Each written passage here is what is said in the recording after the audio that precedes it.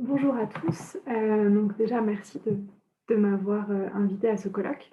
Donc je vais vous présenter, les résultats de mon travail de master que j'ai réalisé sous la direction de David Grémier et Anna Rodriguez, en collaboration avec Victor Casalis, donc au Centre d'écologie fonctionnelle et évolutive de Montpellier.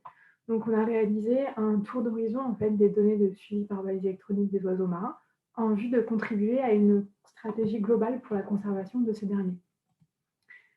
Donc les nouvelles technologies, ça a permis donc de complètement révolutionner l'étude du mouvement des animaux, en particulier grâce à une diminution du poids des balises, donc qu'on peut voir ici pour les GPS et les PTT, au cours des 30 dernières années, donc qui a permis de suivre un nombre beaucoup plus important d'espèces. Et aussi, en parallèle, il y a eu une augmentation des capacités de stockage des balises, enregistrant jusqu'à 1 million de données pour les balises GPS, et donc ce qui a permis d'avoir une autonomie accrue pour chaque individu.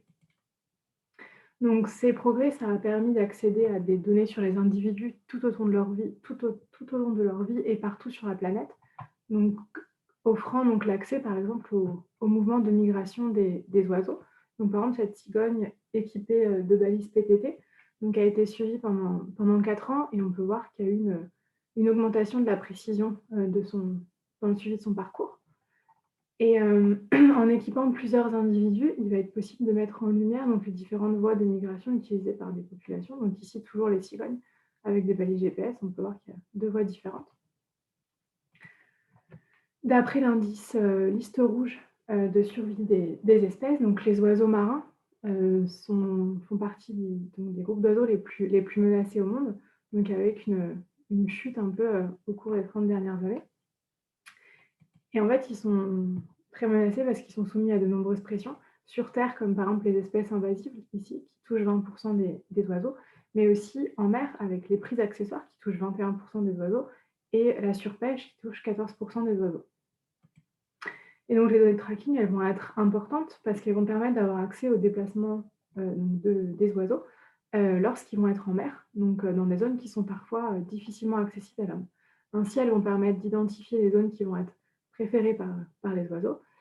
Et ça va permettre de mettre en évidence des zones donc majeures pour la conservation, les zones les plus favorables comme les important bird areas. On va aussi pouvoir superposer ces données de tracking aux données des pêcheries pour voir où est-ce que les oiseaux vont être en interaction avec les bateaux de pêche et voir où est-ce qu'elles vont être le plus menacées. Enfin, ces données vont vraiment être cruciales pour la mise en place de mesures de conservation adéquates, donc comme par exemple la définition d'aires marines protégées. Donc dans cette étude de 2020 d'Inder et al., ils ont utilisé les données de tracking de 17 espèces d'oiseaux et de mammifères marins pour proposer des nouvelles aires marines protégées en Antarctique, donc ici en rose, afin de compléter le réseau déjà existant représenté en orange. Et donc, il est important de connaître donc, les différentes espèces et les différents écosystèmes pour pouvoir mettre en place des mesures de conservation qui vont être pertinentes et adéquates. Donc, c'est un peu dans ce contexte donc, de développement du suivi par balise électronique donc, qu'on a voulu réaliser une évaluation globale de la couverture taxonomique et spatiale des oiseaux, donc suivie par balise électronique, pour voir un peu où est-ce qu'on en était et faire le point sur la connaissance. Donc d'abord, on a voulu caractériser les biais qui pouvaient exister dans le suivi. Ensuite, on a voulu identifier quelques priorités taxonomiques et spatiales. Et enfin, on a voulu comparer donc, l'étendue des données qui étaient présentes dans les publications à celles qui étaient visibles dans les bases de données en ligne, car c'est ces données-là qui peuvent être directement utilisables par les gestionnaires. Donc pour ce faire, j'ai récupéré la liste des oiseaux marins définie par BirdLife International, donc qui comprend 363 espèces d'oiseaux marins appartenant donc à 17 familles différentes qui sont citées ici. Et donc on a 113 espèces qui sont menacées, 250 qui ne sont pas menacées. J'ai ensuite réalisé donc une synthèse bibliographique grâce à Web of Science début 2019, où j'ai cherché donc pour chacune de mes 363 espèces les publications concernant le suivi électronique des oiseaux marins, en utilisant le nom latin des espèces et le nom anglais, suivi des différentes balises qui existent, donc GLS, GPS, PTT, VHF et Argos, et aussi de biologuing et track pour être sûr de ne manquer aucune étude. Et j'ai cherché ça dans le titre, le résumé et les mots-clés. Pour chacune de mes articles que j'ai trouvés, j'ai récupéré donc l'espèce, le site d'étude, le nombre d'individus suivis, l'appareil utilisé, la période du suivi, si c'était reproduction internuptiale, l'âge des individus équipés, donc si c'était des jeunes, des immatures ou des adultes, Et puis la distribution spatiale des données en présence-absence sur des provinces longueurs, ce que je vais vous présenter juste après. Et donc ça m'a donné en fait plusieurs unités, et parfois plusieurs unités par article, parce qu'il peut y avoir donc plusieurs espèces suivies, plusieurs sites suivis, plusieurs appareils suivis, enfin de suivi, ou plusieurs périodes, ou plusieurs âges d'équipement des individus. Donc j'ai parfois plusieurs unités.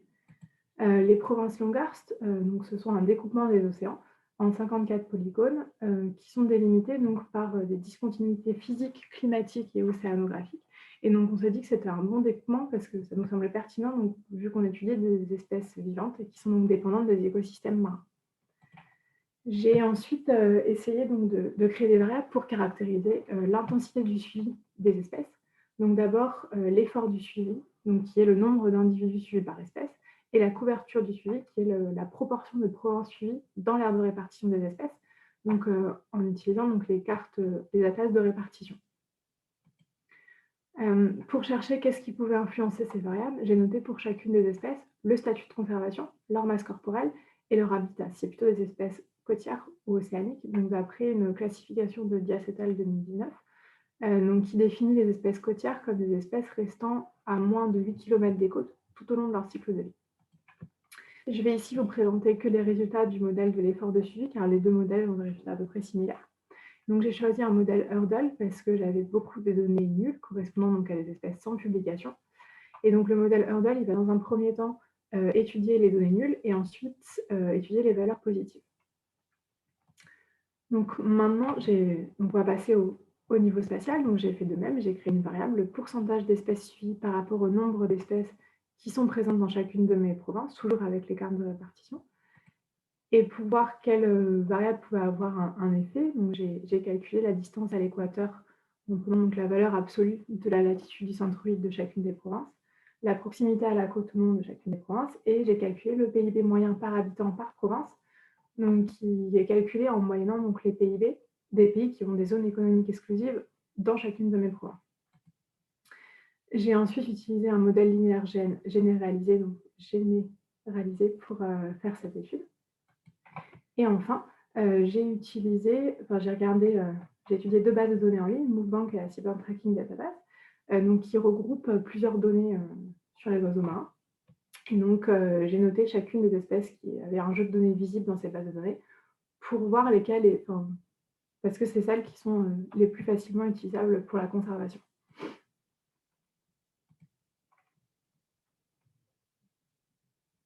Donc maintenant, passons aux résultats.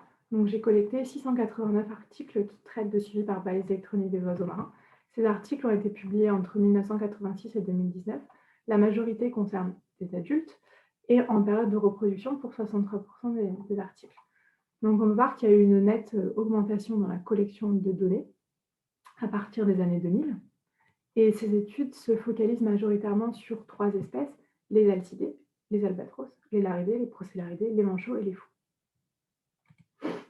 Donc, il y a 178 espèces pour lesquelles je n'ai pas trouvé d'articles publiés sur le tracking des oiseaux marins. Et donc, les biais principaux qu'on a trouvés, c'est la masse. Plus une espèce est petite, moins elle est suivie. Plus une espèce est lourde, plus elle est suivie. Et il y a aussi un biais à travers les espèces océaniques, donc qui sont plus suivies que les espèces côtières. Par contre, de manière surprenante, on n'a pas trouvé d'effet du statut de conservation, alors qu'on aurait pu penser que les espèces menacées allaient être plus suivies dans une optique de conservation. Je me suis donc focalisée sur ces espèces menacées que j'ai représentées en fonction de mes deux variables, donc le nombre d'individus suivis et le pourcentage de provinces sur lesquelles les oiseaux sont suivis. Et donc pour les 59 espèces menacées pour lesquelles j'ai trouvé des articles, on peut voir qu'il y a une hétérogénéité dans l'intensité du suivi, avec les espèces donc en bas à gauche qui concentrent à la fois un faible nombre d'individus suivis, moins de 100 individus, et une faible couverture de suivi, moins de 50% de leur couverture suivie.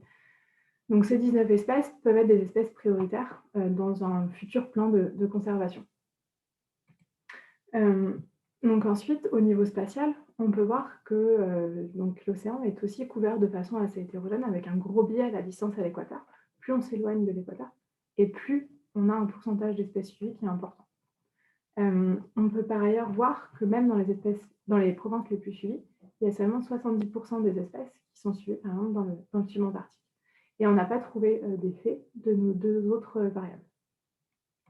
Maintenant, si on revient sur les espèces menacées, donc j'ai représenté la distribution des espèces menacées pour lesquelles je n'avais pas trouvé de données, donc qui sont au nombre de 54. Et on peut voir que celles-ci se trouvent en particulier dans l'océan Pacifique et dans l'océan subantarctique. Donc ces espèces menacées non suivies sont en majorité donc, des petites espèces océaniques, comme des prions, des océaniques ou des pétrels plongeurs, et aussi des espèces donc, endémiques qui vont avoir des petites aires de répartition. Enfin, donc les bases de données en ligne, elles vont fournir des données de tracking pour 31 espèces supplémentaires. Par contre, ce qu'on peut voir, c'est qu'elles vont recenser moins de données que les publications scientifiques, avec seulement 115 espèces présentes dans la Seabird Tracking Database et 87 dans MoveBank.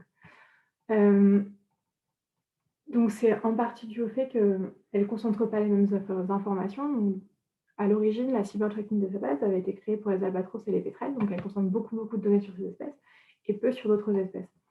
Et MoveBank se concentre majoritairement pour les oiseaux marins sur des espèces qui sont plutôt américaines. Donc maintenant, on passe à la conclusion. Donc, je n'ai pas trouvé donc, de données publiées ni en ligne pour 147 espèces d'oiseaux marins.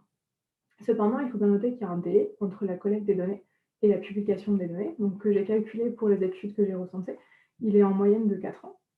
Et en plus de ça, il y a aussi le délai de ma propre synthèse, donc le temps de relire tous les articles, etc. Donc il y a probablement d'autres données qui existent, et il y a donc probablement d'autres espèces qui ont été suivies depuis que j'ai fait l'étude. Mais globalement, ce que ça montre, c'est qu'il y a quand même une absence de coordination globale dans le suivi des oiseaux marins. Et dans une optique des 3R, donc, qui vise à réduire le nombre d'animaux utilisés dans l'expérimentation, afin de limiter notamment le dérangement, il semble important de lutter contre la duplication des efforts et donc d'avoir un plan de suivi rationnel. Et donc c'est dans ce contexte qu'on a voulu proposer des recommandations pour le suivi et la conservation des oiseaux marins. Donc dans un premier temps, il semble vraiment urgent de concevoir un schéma global pour le suivi des oiseaux marins, en commençant par combler les principales lacunes qu'on a mises en évidence, notamment suivre les espèces menacées, qui sont des espèces à fort enjeu de conservation, suivre les oiseaux marins tropicaux et les océans Pacifique et océans du Sud, parce que c'est là qu'on a vu qu'il manquait des connaissances, et donc c'est très important d'avoir des connaissances sur les espèces et les écosystèmes. On pourrait penser à une plateforme pour coordonner ces différents efforts de suivi, comme par exemple la World Seabird Union, et ce serait vraiment très important pour éclairer les efforts donc, nationaux et internationaux de gestion et de conservation, et aussi étendre la couverture des zones marines protégées de façon la plus pertinente possible. Dans un second temps, il paraît vraiment crucial d'investir dans des solutions qui vont permettre le partage donc, rapide et efficace des données de tracking dans les bases de données en ligne, tout en respectant bien sûr la reconnaissance des collecteurs de données, car c'est vraiment un outil primordial pour visualiser par exemple quelles vont être les zones à fort enjeu. Donc ça va avoir un gros rôle dans la conservation.